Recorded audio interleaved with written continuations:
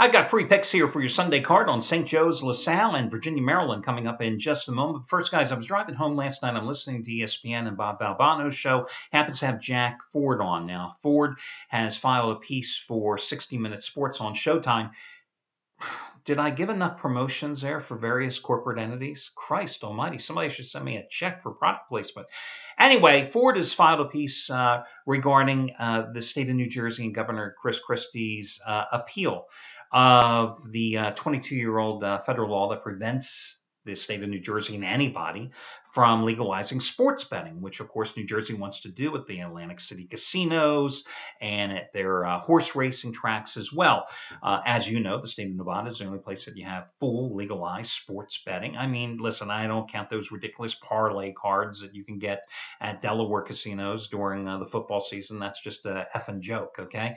Unfortunately for the state of New Jersey, they have gone 0 for 3 so far as the federal courts have turned them down at every chance. And of course, they're fighting the professional sports leagues and the little organization called the NCAA. So now they're swinging for the fences. To me, it's like a fourth and 24 play by making an appeal to the Supreme Court. Now, listen. You know, the Supreme Court gets petitions, over 10,000 of them a year. They only review about 100 cases. So, I mean, the odds, no pun intended, are definitely stacked against New Jersey, which I think is a damn shame. Because when you hear about the various arguments against allowing New Jersey or any other state to allow legalized sports betting outside of the state of Nevada, they just don't hold weight. I mean, the number one argument is that, you know, you're potentially exposing players to be tempted by point shaving, taking money, taking inducements to shave points or to throw a game. I don't buy it. This isn't the 50s anymore. Do you realize the average minimum salary for a professional sports player, I don't care what the sport is hundreds and hundreds of thousands of dollars. And that's the minimum wage. That's generally for the bench warmers that wouldn't be able to get into a game to be able to definitely do anything to influence the outcome of it anyway. This isn't the 50s where a mobster or a gambler could come along and offer a bribe of $5,000 and, my God, that could buy you a house in the suburbs. I mean, times have changed. However, I will be the first to admit that it's the college athlete you got to be aware of. The college athlete that you got to be worried about, because let's face it, how many times over the years do you read a story or hear about a collegiate athlete who has his eligibility suspended or questioned or put in doubt because of benefits that were received that shouldn't have been? For example, a player selling his game tickets to a booster and pocketing hundreds of dollars. Players who have sold their game-worn jerseys to memorabilia collectors, and then when they're sold, they get a kickback for some of the money. I mean, you're talking hundreds of dollars. So certainly somebody coming in and offering you thousands of dollars to try to influence a game, that can certainly happen. And it has happened over the years. But the Nevada sportsbook directors and the line makers, they've done a great job acting like the eyes and the ears, a policing organization, and they've done a great job.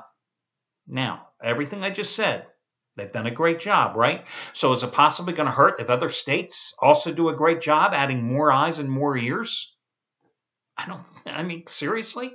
So I don't get it. I just don't get it. The other thing that I have a problem with is, listen, you're looking at all these people saying that, you know, suddenly, if you have, let's say, New Jersey suddenly has the ability to go to Atlantic City, place bets, that you're going to make more problem gamblers out there. You're going to worsen the problem for those that have addiction issues already because you're going to make sportsbook gambling so readily available. Oh, so it's going to be that much and more readily available by walking into an Atlantic City casino as opposed to sitting at your computer anywhere in the state of New Jersey and simply punching up an offshore sports book and using your Visa, MasterCard or whatever or cash thing to go ahead and make a bet. That's harder or easier? Seriously, it doesn't hold any weight either. And of course, the other thing is, let's face it, I think the biggest thing as Americans that we should be concerned about the millions, if not billions of dollars that are bet annually. And they're nowhere going to stop the gambling. And all that money is going to offshore sports books. I'm sorry, but that money should be helping us on a federal and on a national level in terms of coming into our coffers, coming into help us as Americans. I mean, in a time when Social Security cuts are bantered about every single day, when Medicaid cuts are bantered about every single day, when we are getting taxed more, but it's okay for us to support the businessmen that own these sports books in these what I call third world countries. I'm sorry. If you're in San Jose, Costa Rica, I don't give a damn how much money you're making off all of the Americans that are betting there. If you have a sports book in Curacao, I don't give a damn about you.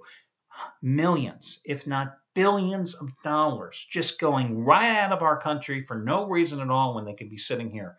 They could be improving the roads in your state. They could be improving our national tax basis. I mean, it just doesn't make any sense. The irony here to me of it all is that, listen, bottom line, if you've never come to Las Vegas for Super Bowl week, you don't know what you're missing. If you've never come to Las Vegas for the month of March for the tournament games, you don't know what you're missing. The energy, the excitement. It's, you're in a room with thousands of other guys that are doing the same thing you are, but you don't have to go sit outside of the stadium to do it. I mean, it's just great.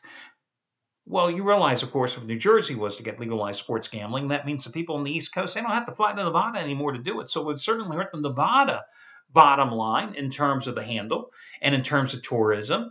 But the irony comes into play. The Atlantic City casinos and the state of New Jersey pushing for this because their revenue has plummeted at the casinos over the past 3 to 4 years because of the growth of all the casinos sprouting up in states surrounding New Jersey. When New Jersey was the only game in town, everybody from New York and Pennsylvania and Virginia and Maryland, they had to go to Atlantic City. Not anymore.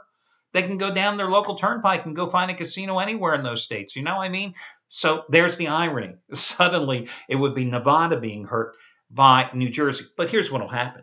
If, perchance, and I realize it's a long shot, if New Jersey gets legalized sports gambling, do you realize how many other states are going to be going, hey, well, you made an exception for New Jersey. You can't discriminate against us either.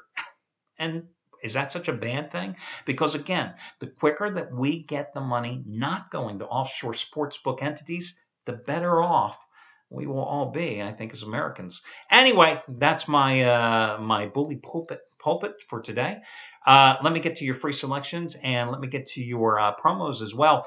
First of all, quick congratulations going out to Chris Jordan yesterday, cashing in with his ultra rare 2,000 star release, biggest basketball release in 5 years as he cashed in with, oh God, I hate when he does this, UNR.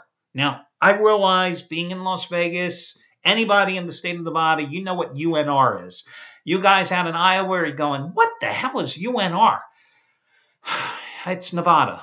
University of Nevada, Reno, to be specific. UNR. I can't stand when he does that.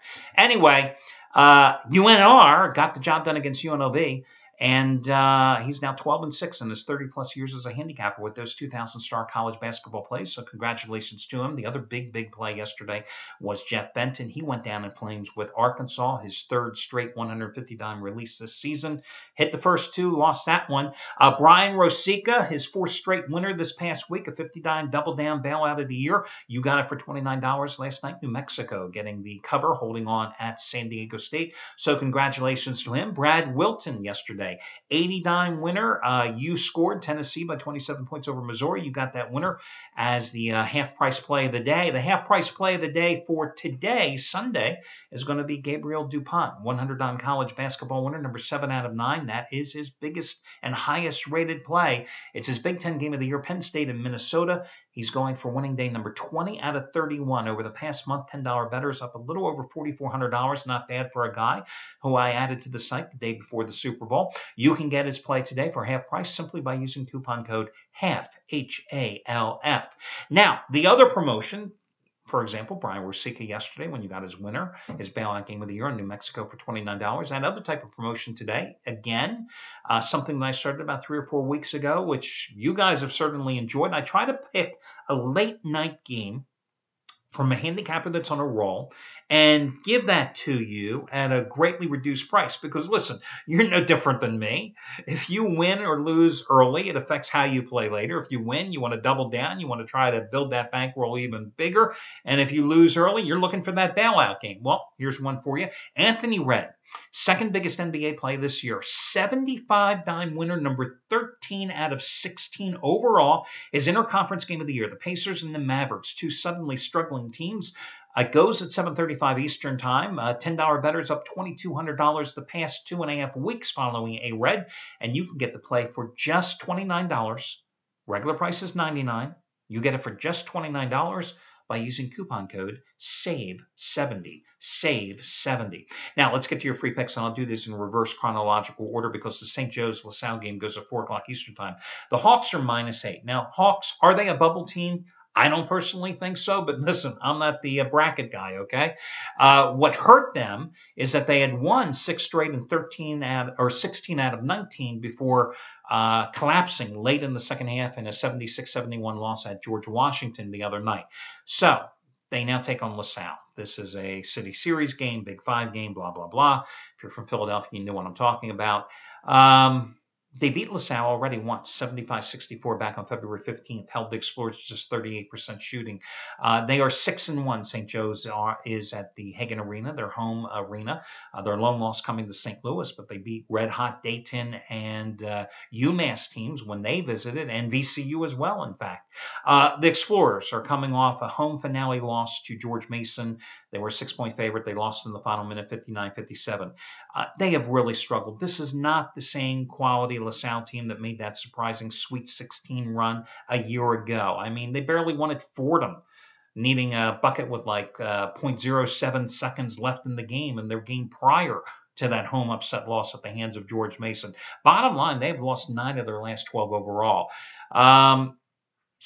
Win for St. Joseph clinches second place in the upcoming Atlantic 10 tournament. LaSalle 2-11-1 against the spread, their last 14 games overall. So I'm going to go with St. Joseph, the hefty price -8. Virginia at Maryland. I realize there is probably a lot of sentiment out there to go with the Terrapins here. Again, regular season, home finale, the last game for the Maryland men's basketball team at home. As an ACC member, I know they're going to be excited. I think they're going to honor Gary Williams and Lefty Driesell there before the game today. But you know what? This Virginia team has just been unstoppable. I mean, if I told you at the start of the year, after Virginia lost by 35 points in Knoxville to Tennessee on December 30th, that this team would put it together and just go on an incredible run and win the ACC regular season crown, you would have told me I was crazy. But this team has done it with defense. Tony Bennett's team, #1 in the nation in terms of points per game allowed, just 54.8 points. They have won 16 out of 17 games since that 35-point beatdown at the hand of the Tennessee Volunteers. They only lost in that stretch 4 points at Duke. Why suddenly are they going to collapse today at Maryland? And the Terrapins are just 2-4 in their last 6 overall. The only wins came at home against Virginia Tech and Wake Forest, 2 cellar dwellers in the ACC. They lost at Clemson. They lost at Duke. They lost at Virginia. They lost at home to Syracuse. In the first go-round, the Cavaliers struggled in the first half, put it together in the second half, surged at the end and won 61-53. Held Maryland to 6 for 21 from three-point land in that contest. I think this is going to be another low-scoring game, but the bottom line here is that Virginia has dominated this series, winning 6 in a row. This is a Virginia team, again, that has won 16 of its last 17 games overall, even though they wrapped up the #1 seed in the ACC tournament, the regular season crown. They are not going to collapse today and fail to carry that momentum into the postseason. So I say go with Virginia here, although, again, I think the public sentiment is going to be Maryland. I think that's simply a trap game. And the other free pick, St. Joe's at home against LaSalle. That'll do it, guys. Best of luck to you all, and I will catch you again on Monday morning.